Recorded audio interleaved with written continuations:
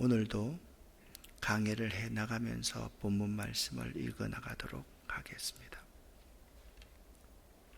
32장에서 시작된 엘리후의 공박이 37장에서 끝이 납니다. 이 내용을 어떻게 해서 1차, 2차, 3차, 4차 공박으로 구분했는가 하면 각 문단이 끝날 때마다 엘리후가 말하였다 라는 말, 또 그와 비슷한 표현들을 기준으로 엘리후가 말하였다 1차 변론, 엘리후가 말하였다 2차 변론, 이렇게 구분한 것임을 알고 여러분들이 읽어주시면 감사하겠습니다. 사실 여러분들과 제가 성경을 읽어갈 때 이 32장부터 37장까지를 네 부분으로 나누는 것도 의미가 있지만 또 각 장을 의미 있게 읽는 것도 아주 의미가 있다라고 생각이 됩니다. 말씀드렸듯이 32장, 33장은 1차 변론, 34장은 2차 변론, 35장은 3차 변론, 36장과 37장은 엘리후가 또 말하였다 4차 변론의 내용입니다. 엘리후의 네 번에 거친 변론을 한번 정리를 해드려야만 될 것 같습니다. 왜냐하면 37장으로서 3장부터 37장까지 세 친구와 엘리후의 모든 변론이 다 종료되기 때문입니다. 첫 번째 변론에서 엘리후는 자신의 죄를 고백하지 않고 있다고 생각하는 그 욥이 죄를 짓지 않았다고 생각하는 욥에 대해서 엘리후는 강하게 비판을 하고 있습니다. 두 번째 변론에서는요, 욥이 나는 의롭고 잘못이 없습니다 라고 말했던 욥의 말을 꼼꼼하게 기록해 놓았다가 제발 하나님 앞에 고집 부리지 말라라고 두 번째 변론에서 충고하고 있습니다. 세 번째 변론에서는 욥이 이런 말을 한 적이 있습니다. 내가 이렇게 어려우니까 의롭게 사는 것이 의미가 없는 것이 아닌가, 신앙생활 잘하려고 하는 것도 의미가 없는 것이 아닌가, 이런 말을 욥이 한 적이 있거든요. 엘리후가 세 번째 변론에서 너는 의롭게 살지도 않았으면서 의롭게 사는 것이 의미 없다라고 하는 그런 투의 말을 하지 말아라. 그리고 너에게 이렇게 응답이 없는 것은 네가 교만하기 때문이다 라고 엘리후가 욥을 지적했습니다. 그리고 네 번째 변론인 36장과 37장입니다. 어제 36장에서는 이전의 세 번의 변론들을 다 정리합니다. 비록 죄를 지어서 그 죄로 인해서 환난을 당한다 할지라도 하나님은 환난을 통해서 회복을 주시는 분이시기에 자신의 잘못을 인정하고 헛된 반항을 삼갈 것을 욥에게 요청을 했습니다. 그러니까 엘리후의 생각은 이랬습니다. 욥 어르신, 틀렸으면 그것은 당신이 틀린 것이지 하나님은 아니야 라고 엘리후가 36장에서 욥에게 말했던 것이죠. 이제 37장의 네 번째 변론을 한번 정리를 해보기를 바랍니다. 36장 마지막부터 37장에서는 자연계에 나타난 하나님의 섭리와 그 하나님의 섭리를 보면서 우리가 하나님을 경외할 것에 대해서 촉구하고 있는 내용이 36장 마지막 부분에서 37장에 나와 있습니다. 엘리후는 37장에서 이렇게 말합니다. 하나님께서는 헤아릴 수 없는 큰 일을 행하시는 분이다 라고 말씀하고 있습니다. 또한 하나님께서는 자연계의 모든 일들을 무의미하게 목적 없이 그렇게 행하시는 분이 아니라 하나님은 분명한 목적을 가지고 자연계를 운행하신다. 그의 명하시는 것을 세계 위에 이루시고자 하는 목적을 가지고 하나님은 행하시는 분이다. 그리고서 엘리후는 욥의 입을 닫기 위해서, 그러지 않아도 욥은 지금 엘리후의 말에 대해서 한마디도 하고 있지 않지 않습니까? 욥에게 이렇게 묻습니다. 도대체 욥 어르신은 자연의 이치와 돌아가는 모든 현상에 대해서 얼마나 알고 있습니까? 그거 알고 있지도 않으면서 왜 그렇게 하나님 앞에 반항하고 불평하십니까? 라고 이야기를 하고 있습니다. 사실 인간의 지혜는 하나님의 일을 설명할 수 없다. 그것이 엘리후의 생각이었습니다. 그런데 이것이 나중에 자기에게 부메랑으로 돌아옵니다. 자, 보세요. 인간의 지혜는 하나님의 일을 설명할 수 없다. 맞아요? 틀려요? 맞습니다. 그런데 왜 자신은 자신만이 다 깨달았다고 하고 자신만이 진리라고 하고 자신의 말만 들으라고 하는 겁니까? 인간의 지혜는 하나님의 일을 다 설명할 수 없으면서 자신은 하나님의 일을 다 알고 있는 것처럼 말하는 사람이 엘리후였다라는 거죠. 특별히 오늘 37장의 23절과 24절 말씀이 32장부터 37장의 결론입니다. 특별히 24절 말씀을 여러분 잘 주의해서 보아야만 합니다. 23절에서 우리는 전능자를 청량할 수가 없다. 24절에서 그러므로 인간이 할 수 있는 최상의 일은 하나님을 경외하는 것이다. 그렇게 결론을 맺고 있습니다. 이 결론은 옳습니다. 우리 인간은 전능하신 하나님을 청량할 수가 없지요. 그렇기 때문에 우리 인간의 본분은 하나님만 경외하는 것이다.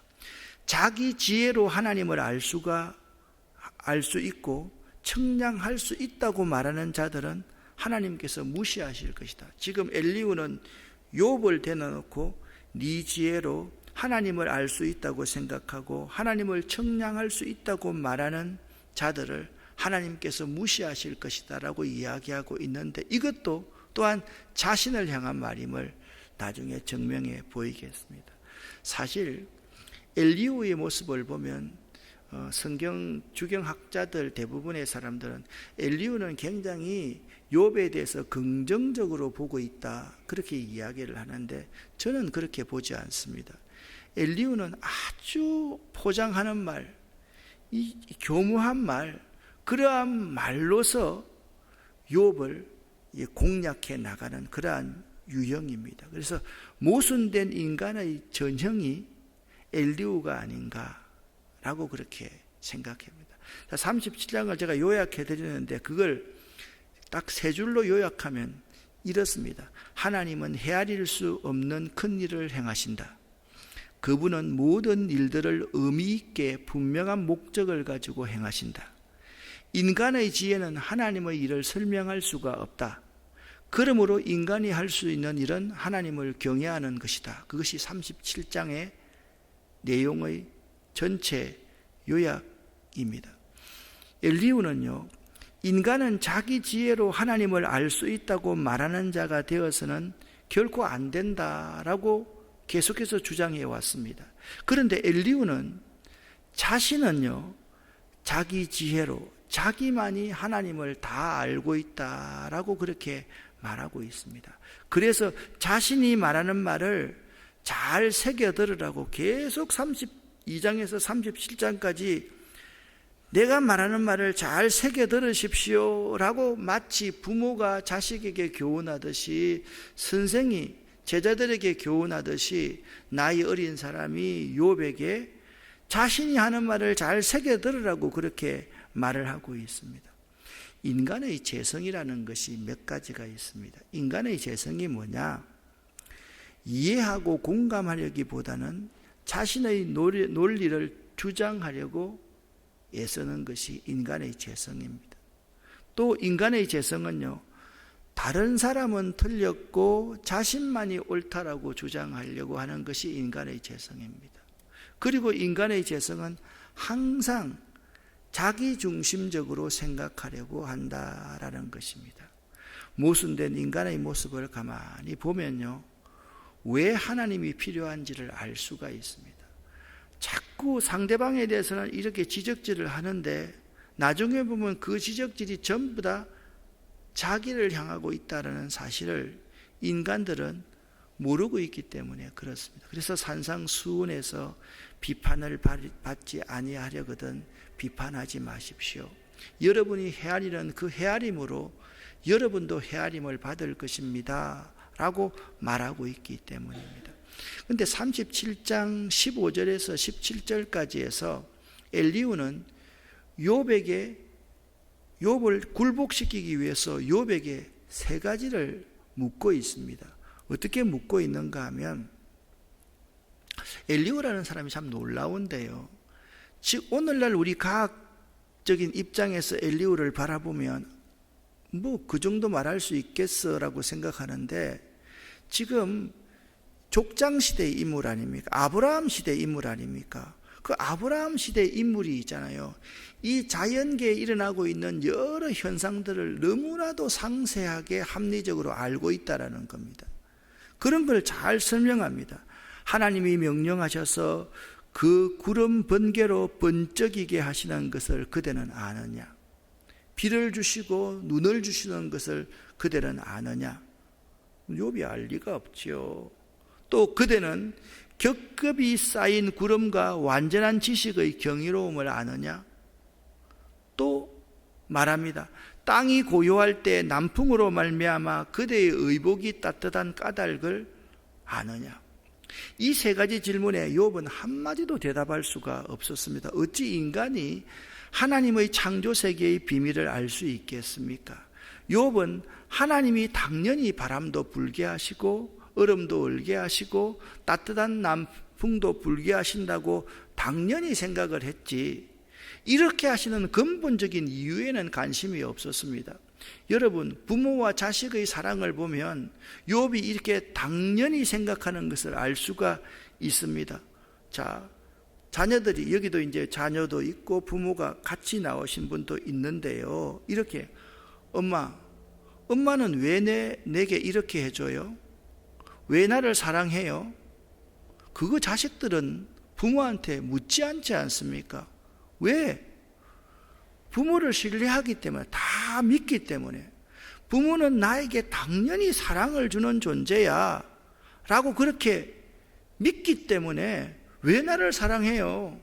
왜 나를 이렇게 대해요? 이거 묻는 법이 없습니다. 신앙의 영역은 뭐냐면요, 믿고 아는 영역이지 알고 믿는 게 아니거든요. 부모와 자식과의 관계도 마찬가지입니다. 믿고 알아가는 거지 알고서 믿는 거 아니지 않습니까? 여러분의 부모님이 여러분의 부모님이라는 걸 어떻게 아십니까? 부모님 태어난 거 본 사람 한 사람도 있습니까? 부모님과 염색체 검사 해본 사람이 한 사람도 있습니까? 그거 검사해보는 사람이 이상한 사람이죠. 왜?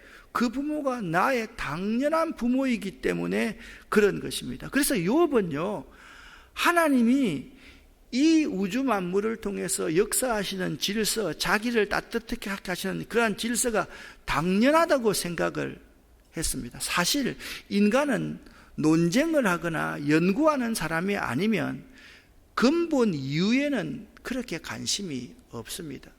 이 세상 돌아가는 것을 누리고 혜택을 받는 것에만 관심이 있지 않습니까? 왜냐하면 인간 속에는요, 사람 속에는 하나님을 신뢰하는 마음, 신을 신뢰하는 마음이 있기 때문에 근본 이유는요, 너무나도 당연한 사실로 받아들이는 것이 우리 인간의 모습입니다.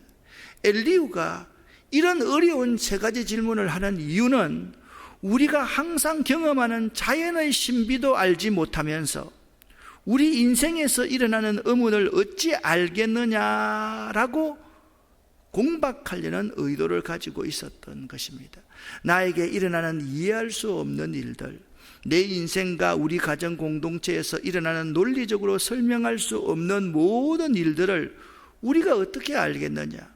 이것은 하나님의 신비 영역에 속하는 것이 아니겠느냐고 하는 질문입니다. 그래서 우리 모두는요, 이해를 추구하는 신앙을 갈구합니다. 이해가 되어야지 믿을 수 있다는 생각을 하고 있기 때문에 그렇습니다. 하나님을 알고 싶어서 성경을 배우고 싶다라고 말을 하고 말씀에 대해서 갈급해 하는 것이 우리입니다. 그래서 하나님에 대한 공부를 계속해서 하고 있습니다. 그렇게 하고 싶어 합니다. 그러나 여러분 꼭 엘리후를 보면서 놓치지 말아야 할 것이 하나 있습니다. 기독교는 계시 종교라는 것입니다. 인간은요, 하나님이 알려준 것 이상을 알 수가 없습니다. 하나님께서 먼저 말씀하셨고 하나님이 먼저 계시하신 것을 깨달아서 아는 것이지, 하나님이 알려주지 않는 것까지 알려고 할 때 우리의 이성이 하나님의 신비의 영역을 침범하는 오류를 범하기 때문입니다. 엘리후와 같은 교만한 인간, 욥의 세 친구와 같은 교만한 인간은 계시의 종교를 잘 받아들이지 않습니다. 교만한 인간은 자기 경험, 자기 연구, 자기 지혜를 절대화시키려는 경향이 있습니다. 세 친구도 마찬가지였고 엘리후도 마찬가지입니다. 이미 나누었듯이요, 내가 다른 사람을 내 힘으로 바꾸기 위해서 교훈해서는 결코 안 됩니다. 나와 함께 하신 하나님에 대해서 진술하고 담담하게 말하는 것까지가 나의 영역인 것입니다. 내가 하는 말의 결과는 나의 영역이 아니라 그분의 영역임을 명심할 수 있어야만 합니다. 그런데 사람들은 이해가 안 되면 하나님을 원망하고 하나님을 떠나버립니다. 우리는 하나님을 알고자 애쓰고 노력하지만 내 논리와 이성의 범주에 하나님이 들어오지 않으면 신앙을 포기해 버립니다. 그런 하나님은 없다라고 단정해 버립니다. 이 시대에 배웠다고 하는 지성을 가진 분들이 이런 오류에 빠져 있습니다. 모순된 인간의 모습입니다. 다시 한번 설명을 하지만 내 논리와 내 이성의 범주에 하나님이 들어오지 않으면 신이 없다, 신앙을 포기해 버리려고 한다라는 것이죠. 그러면서도 우리 인간은요, 하나님이 계시하는 것에 대해서 관심도 갖지 않습니다. 하나님이 보여주어야 알 수 있는 종교가 기독교의 복음이거든요. 신이거든요. 깨닫지 못하는 것이 많음에도 불구하고 하나님이 알려주시는 것 위의 것들만 알려고 애를 씁니다. 여러분, 애 쓰는 것은 매우 중요한, 성실하게 일하는 건 매우 중요한 일입니다. 그런데 애 쓰다가 신앙을 잃어버려서는 되겠습니까? 내 생각과 내 관념 속에 하나님이 들어오지 않으면 하나님이 없는 것입니까? 아니지 않습니까? 엘리후도 지금 그렇게 말하고 있지 않습니까? 인간의 영역으로 하나님을 판단할 수가 없는 것이야. 그것이 세 친구와 엘리후의 말이었습니다. 그런데 그들은 이렇게 말합니다. 자기가 애쓰는 것만 주장합니다. 자기가 연구하는 것만 주장합니다. 우리가 믿음이 있다라고 하면요, 우리가 성실하게 애쓰는 것과 은혜의 선물을 조화시킬 수 있어야만 합니다. 이해가 안 될 때가 있습니다. 인생이 이해가 안 될 때가 있습니다. 왜 저 사람이, 저렇게 훌륭한 사람이 저렇게 어려움을 당하고 저렇게 빨리 죽지? 이해가 안 될 때요, 여러분 먼저 침묵하십시오. 그리고 계속해서 하나님께 물으십시오. 그리고 하나님의 때를 기다릴 줄 알아야만 합니다. 이러한 태도가 하나님을 믿는 자의 자세임을 알아야만 합니다. 인생에는요, 이해할 수 없는 부조리한 일들이 너무나도 많이 일어납니다. 이 세상의 일이 우리가 다 이해할 수 있다면 신이 필요 없는 것이죠. 우리가 이해할 수 없는 것이 너무나도 많기 때문에 하나님의 계시가 필요한 것 아니겠습니까? 그래서 고린도전서 13장 12절에 사도 바울은 이렇게 말합니다. 우리가 지금은 거울로 보는 것 같이 희미하나 그때에는 얼굴과 얼굴을 대하여 볼 것이요, 지금은 내가 부분적으로 아나 그때에는 주께서 나를 아신 것 같이 내가 온전히 알리라. 아멘. 그렇게 말했습니다. 이제 우리 인생이 나아갈 길이 분명하게 보입니다. 엘리후는 욥기서 37장 24절의 결론적인 말씀에서 그러므로 사람이 하나님을 경외해야 하는 것은 마땅한 일입니다. 하나님은 스스로 지혜롭다고 하는 사람을 무시하십니다. 지금 엘리후의 이 말은 욥을 겨냥해서 한 말입니다. 욥, 자꾸 불평하지 마. 그렇게 어려운 상황에서도 하나님을 경외하는 것이 너무나도 당연해. 아니, 쓰레기처럼 있더라도 하나님 경외해야지. 하나님은 스스로 지혜롭다고 생각하는 욥 당신과 같은 사람을 무시하시는 분이야. 그렇게 결론을 맺었지만 사실 이 말을 들어야 할 사람은 먼저 욥의 제 친구와 엘리후입니다. 그리고 우리 모든 인생들입니다. 여러분, 인생을 살다 보면 여러 가지 이해 안 되는 일이 많이 있으시지요. 사람은요, 하나님을 경외하며 사는 것이 마땅한 것입니다. 이걸 누가 들어야 돼요? 엘리후가 들어야 되고 새 친구가 들어야 되고 모든 세상의 인생들이 들어야만 하는 것입니다. 마지막으로 이 말을 들어야 될 사람은 자신이 이해할 수 없는 고난을 당하는 욥과 같이 많이 아프고 소외된 자들이 들을 수 있어야만 하는 것입니다. 나의 지식과 내 신념을 강조하고 주장하다가 한 면만을 보는 어리석음을 피할 수 있어야만 합니다. 인간의 상황을 진심으로 이해하시라는 하나님을 배워야만 합니다. 하나님은요, 그냥 무턱대고 그냥 우리 가운데 오시는 분이 아닙니다. 그 인간의 상황을 진심으로 이해하시려는 마음을 가지고 계셨던 분이십니다. 하늘 영광을 버리고 이 땅에 오셨지 않습니까? 하나님의 속성은, 하나님의 가슴은요, 인간에 대한 연민과 위로 덩어리입니다. 하나님의 가슴은 사랑 덩어리입니다. 위로 덩어리입니다. 사람을 보면 긍휼히 여기는 마음이 그냥 속에서 솟구쳐 나오는 것이 하나님의 마음이었습니다. 엘리후처럼 자신의 말은 하나님을 위한 것이다. 내가 가진 지식이 특별하며 내 말이 진실하다. 나만이 하나님의 영감을 받았으며 내 교훈이 진리라고 결코 말하지 마십시오. 그것은 교만입니다. 어제 말씀드렸듯이 이런 말 제발 함부로 하지 말아야만 합니다. 그러나 사람이 받는 고통은 하나님이 사람을 가르치시는 기회이기도 합니다. 사랑하는 여러분, 여러분이 경험하고 말하십시오. 경험하고 말하더라도 절제하면서 말할 수 있어야 됩니다. 그 힘든 고통을 이기고 난 후에 한마디 이렇게 고백하십시오. 제가 곰곰이 생각해 보니 사람이 받는 고통은 하나님이 나를 가르치시는 기회였다는 사실입니다. 고난당하는 사람들에게 순종하라, 하나님의 뜻이다라고 함부로 말하지 마십시오. 내 관점으로 사람들을 정죄하고 단죄하면서 말해버리면 진정으로 사람들에게 힘이 될 수가 없고 사람을 도울 수가 없는 것입니다.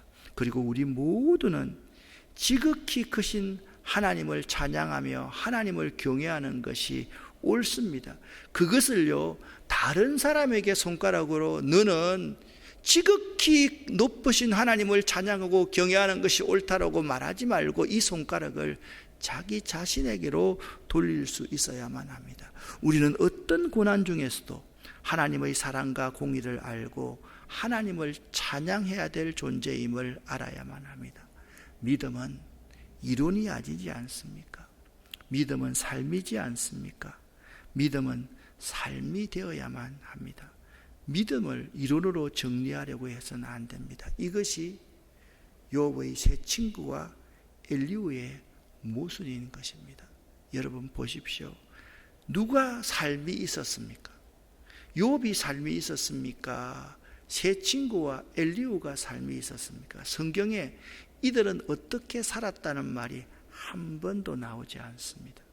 이들은 그저 자기의 의를 드러내고 위로하러 왔으면서 욥을 정죄하고 단죄하고 하나님을 자기만이 많이 알고 있다라고 생각하는 것이었습니다. 사랑하는 여러분, 여러분과 제가 믿음의 사람이 될 수 있으면 참 좋겠습니다. 어려움이 있을 때 침묵하십시오. 어려움이 있을 때 계속적으로 하나님께 물으십시오. 어려움이 있을 때 여러분 그 어려움을 통해서 인생의 깊은 맛들을 알아가기 위해서 밑바닥까지 내려가면서 하늘을 들어서 우리의 눈을 하늘을 향할 수 있는 여러분이 될 수 있어야만 합니다. 사랑하는 여러분, 사람의 본분은요, 하나님을 경외하며 하나님을 찬양하고 사는 것입니다. 믿으십니까? 그것을요, 다른 사람에게 적용하지 말고 나에게 적용하면서 살아갈 수 있는 여러분 되시기를 예수 이름으로 간절히 축원합니다. 기도하겠습니다. 살아계신 하나님 아버지요, 하나님의 은혜를 감사드립니다. 하나님, 날마다 기도하지만 우리들의 모습 가운데 엘리바스와 빌닷, 소발, 엘리후의 모습을 발견합니다. 너무 쉽게 말해버리고 너무 쉽게 믿으라, 순종하라, 참으라 그렇게 말해왔음을 고백합니다. 다른 사람에게 믿으라, 순종하라, 참으라 말하지 말고 내 자신에게 믿으라, 순종하라, 참으라 말할 수 있는 저희가 되기를 원합니다. 그러한 겸손한 자들이 되기를 원합니다. 하나님, 우리에게 은혜를 내려 주시옵소서. 계시를 하시는 하나님, 하나님의 그 계시를 잘 깨달아 알 수 있는 은혜를 주시되 우리의 한계를 분명히 고백하는 저희 될 수 있도록 도와주시옵소서. 내가 이해되지 않으면 하나님을 떠나버리는 어리석음 범하지 않도록 하시고 자꾸 다른 사람에게 강요해서 이해시키려는 그런 교만함도 우리 속에 없애 주시옵소서. 오늘 하루도 오늘 저녁 예배드리는 그 시간까지 하나님께서 우리를 지키시고 인도하시고 보호하여 주시옵소서. 제2환경센터 하나님, 하나님께서 이루어 주시옵소서. 예수 그리스도 이름으로 축복하옵고 간절히 기도 올립니다. 아멘.